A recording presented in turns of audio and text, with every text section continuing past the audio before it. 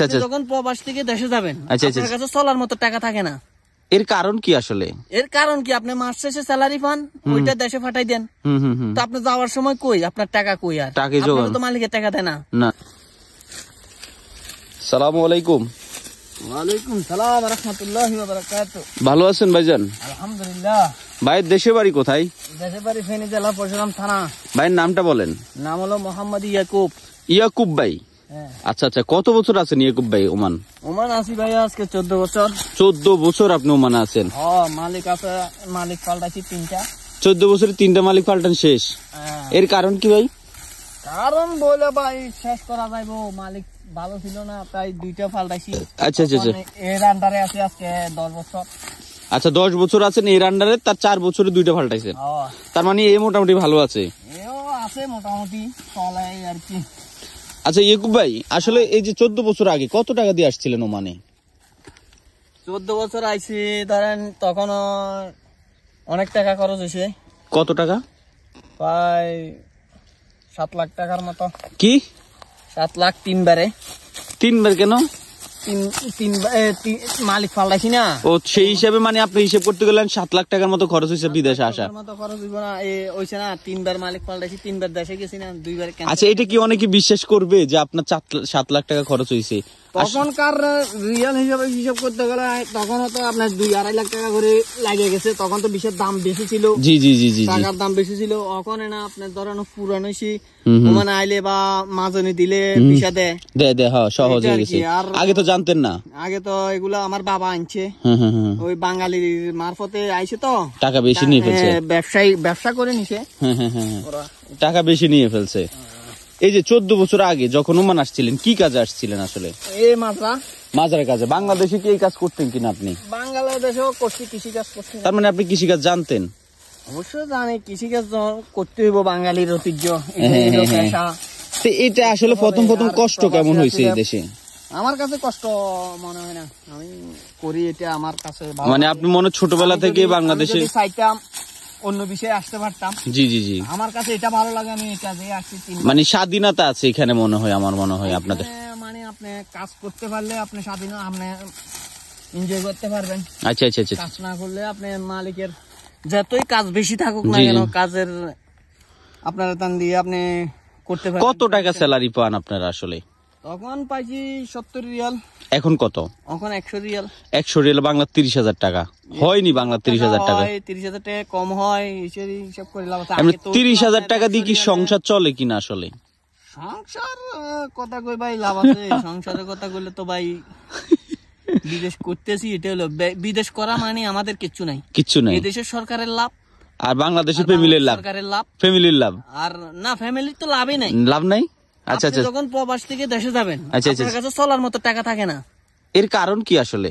এর কারণ কি, আপনি মাস শেষে স্যালারি পান, ওইটা দেশে পাঠাই দেন, তো আপনি যাওয়ার সময় কই আপনার টাকা কই? আর আপনার তো মালিকের টাকা দেয় না। না না না, আপনি 3 মাস 4 মাস, এটা তো আইনে আছে, আইনে থাকে, কানুনে আছে, সব একটা লোক 3 মাস যাবে, 3 মাসের স্যালারি, এটা তো ছুটি।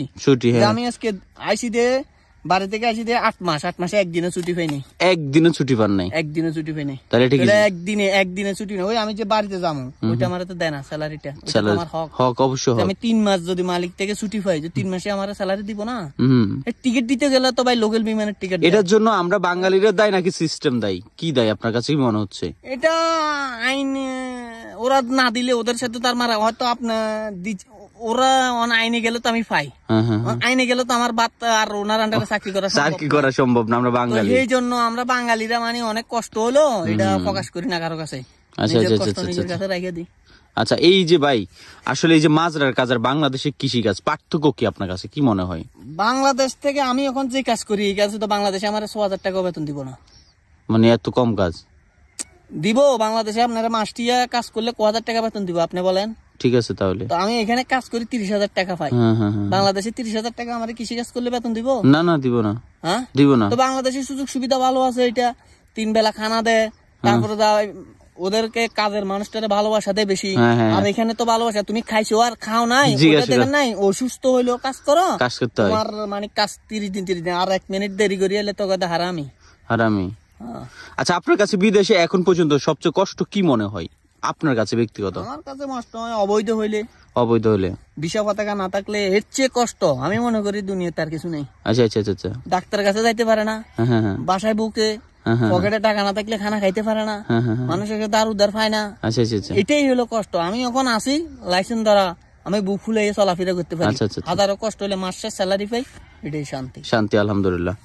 এই যে অনেকে বলে প্রবাসী টাকার মিশিং, দিন শেষে যে টাকা দিয়ে আপনি ফ্যামিলিকে চালাচ্ছেন, একটা সময় বলে এই ফ্যামিলি যে তোমরা আমার জন্য কি করছো, না না তখন কষ্ট হয় কিনা যে ফ্যামিলি যখন আপনাকে বলবে যে তুই কি করছো, তুমি বাড়ির জয়সা 10 জনের কথা বলতে পারবো না। আমি বিয়ে করছি আমার 11 বছর, আমার ছেলে সন্তান আছে 2জন ছেলে মাশাআল্লাহ দিলে, একটার নাম ইয়াসিন একটার নাম হাকিম। আমি টাকা যা পাঠাই তাতে আমার চলে আলহামদুলিল্লাহ। আমি আরেকজনের কথা বলবো কিনা, আমি দেশে গেল কষ্ট করি চললো ওকে, আমি দেশে যতবার গেছি এতবার আমার 2 লাখ 3 লাখ 2 লাখ 3 লাখ টাকা খরচ হয়, ওইগুলো শোধ করি আবার দেশে চলে যাই, প্রতি 2 বছর পর যাই, এই সিস্টেমে আসি ভাই।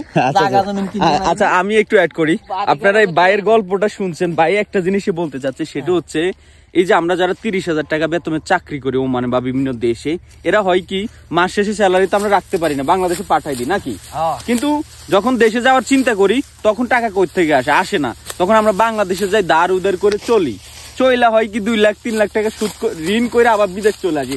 ওই প্রথমবার যেভাবে ঋণ করে মানুষ বিদেশ আসে এখনো সেম হয়ে যায় সেভাবে নাকি? ভাই এটা আবার পরিশোধ করতে করতে ধরেন আপনার পাসপোর্ট, এই যে তত্ত্বাবধায়ক সরকার আসিল ফখরুদ্দিন, তখন পাসপোর্ট করছি 10 বছর, তো 10 বছরে পাসপোর্ট করে দিলাম, শেখ হাসিনা ক্ষমতা তাইলো, এটা ক্যান্সেল করলো 5 বছর, তো গেল হেডও আমার জরিবে লস হইলো না, আমি যে 10 বছরের টাকা দিয়ে করলাম এটাও লস, তারপর আবার 5 বছর দিয়ে করলাম, তো এখন আবার করতেছি, এখন ই পাসপোর্ট করবে, তো এটা আমার ভালোর জন্য করতেছে, কিন্তু খরচ তো আমার বেশি, এখন বর্তমানে 30,000 টাকা লাগবে আমার এই পাসপোর্ট করতে হলে, কিন্তু বলে 30,000 টাকা তোমার কেমনে খরচ হইব, আমি এখান থেকে মস্কেট গেলে দূতাবাসে গেলে তাহলে আমার খরচটা গাড়ি ভাড়াটা লাগে না, তো এটা ওই পাসপোর্টের বসে পড়বো না। আচ্ছা আচ্ছা, এখন খরচ বিবেশ করে মানে বাড়তি খরচটা চলে যায় বেশি। তখন আমার ওই যে এখন আমি যদি সামনে মাসে যদি আমি এখন অনলাইন করছি, আমার 2 মাস পরে টাইম দিছে, 2 মাস পরে আমি যাবো, তো যাবার পরে আবার দিবে 1 মাস, আবার যাই আনতে হবে। আচ্ছা আচ্ছা, তো আগে যাওয়া লাগতো না, আগে দিতাম চলে আসতো সিস্টেমে, ওদের অফিস আসিল, অফিসে দিলে পাসপোর্টটা চলে যেত, এখন ই পাসপোর্ট করতে যাই, এখন বাড়তি খরচটা যাইতেছে, তো বাড়তি খরচটা কি আমার বাংলাদেশ সরকারে দিব? কেউ দিব না, দিন শেষে আমার চাক্কা আমাকে ঘুরাইতে হইব। এই যে এবার আমি এই মাসে তো আর টাকা বাড়াইতে পারবো না, তখন আমার সংসার চলতে কষ্ট না, আমিও কষ্ট পাই, আমার ফ্যামিলির অবস্থা। আসলে এই যে অসুস্থ হলে 14 বছরে অসুস্থ হইলে কষ্ট কেমন লাগে সেটা একটু জানান আমাদেরকে। অসুস্থ হইলে আর কি ভাই, ওষুধ খাই ভালো হই, এটাই আর কাম তো করতে হয়। কাম আমি আসি তাহলে আজকে বাড়ি থেকে আসতে একদিনও ছুটি হয়নি, ছুটি পান নাই, একদিন রেস্টও নেই, তো আর কই লাভ আছে ভাই। তখনও দেখেন কটা বাজে, হ্যাঁ এই যে গ্রামের দিকে তাকাইলে কইতে পারে মানুষে ঘাস কাটতে আসি, গরু ছাগল আছে। আচ্ছা আচ্ছা, যাক আলহামদুলিল্লাহ, ভাইয়ের জন্য দোয়া করবেন। ভাই আসলে 14 বছর আছে, আর কত বছর থাকবেন আসলে? আমি ভাই দেখা যাক কাজুরি আসক, তারপরে চিন্তা ভাবনা আছে থাকি। শেষ একটা প্রশ্ন, ওমান করে কি বাড়ি গাড়ি করা সম্ভব কিনা আপনার কি মনে হয়? না, ওমান করে বাড়ি গাড়ি সম্ভব যদি ধরেন আমি যদি কাজ মানুষের মাথা বেঁচে খাইতে পারি। আচ্ছা, অবৈধ না, অবৈধ কে, আমি ধরেন আপনারা কাজ করাই, আপনারা ওই আপনার ন্যায্য দামটা না দিয়ে যদি আপনারা যদি ধরেন ডেইলি হাজিরা হিসেবে আপনারা আমি দিয়ে 10 জন মানুষ দিয়ে কাজ করাইছি না, তো ওমানির থেকে যে হাজিরা নিবে ওই হাজিরা আপনারা দিব না, ওইখান থেকে 3 রিয়াল 4 রিয়াল, আমি তো মানুষ বেশি খাইতে পারি না, অকালালে টিয়া খাই, এটা দিয়ে জীবনে কিছু করা যাবে না। অসৎ পথে ব্যবসা করলে আমিও দিনে রাতে কোটিপতি হতে পারি, সম্ভব। 14 বছর বিদেশ করে ওখানে 1 লাখ টাকা জমাইতে পারি নাই, যদি অবৈধ পথে চলতাম তাহলে আজকে কোটি কোটি টাকার মালিক হইতাম। এই আক্ষেপ হয় কিনা আপনার সাথে অনেকে হয়তো বিদেশ আসছে বিভিন্ন দেশে, তারা আজকে বাড়ি গাড়ি করে ফেলছে, দেখে অনেকে যে 2-4 বছর হয়ে যায়, যারা গেছে এরা বাড়ি জায়গা জমিন কিনি অনেক পয়সা, আমার এলাকার ভিতরে কত তোমরা আলাদা বিদেশ করো, ওরা কিভাবে করে এটাই তো কইতেছি। এটা তো আর ফাঁসে বাড়ি কুদ্দুচ্ছে মাসে 1 লাখ টাকা ভাড়া, তুমি 30,000 পাঠাইতে পারো না। সবার কথা বলিল আপনার সবার মালিক ভালো হয় না, বিদেশ বাড়ি হচ্ছে মালিক কপাল। আমি 3বার মালিক পাল্টাই আমার কপাল খোলাইতে পারি না, তাবু হরি রইছে মতুস্তাবু উল্টে না, কিছু করতে পারি না, মতুস্তাবু উল্টিবে 3 মালিক, তো মানুষের মালিক পাল্টাই হলো চেঞ্জ করার জন্য, কেন যে মানে ভালো কিছু লাগে। আচ্ছা, যাক আমরা ভাইয়ের জন্য দোয়া করি, আল্লাহ পাক যে আমাদের সুস্থ রাখছে, এটা অনেক কিছু। অনেক মানুষ তো অসুস্থ আছে, এখন হসপিটালে আছে। আল্লাহ আমাকে সুস্থ রাখছে, আমরা দোয়া করি প্রবাসী ভাইদের জন্য যারা নিয়ম কানুন আইন কত আইন আছে, আইন আছে ও মানে আইন, আমি আইন মানে আইন, হ্যাঁ আইন শ্রদ্ধা করি আমরা। কত হলো যে ওফাল আমাদেরই খারাপ, বলে তার ভাই লাভ নাই। যাক যাক, অনেক বেশি ভালো থাকবেন ভাই। আপনার ভিডিওটা আমরা আপলোড করবো এবং আপনার জন্য দোয়া থাকবে। যারা ভিডিওটা দেখতেছেন ভাইয়ের জন্য দোয়া করবেন, ভাই যেন সফল হতে পারে, অ্যাটলিস্ট সফল হয়ে দেশে ফিরতে পারে। তো অনেক বেশি ভালো থাকবেন ভাই, আমরা রাখি দিই ইনশাল্লাহ। ওকে ভাইয়া, শুকরান, আপনারও আসসালামু আলাইকুম।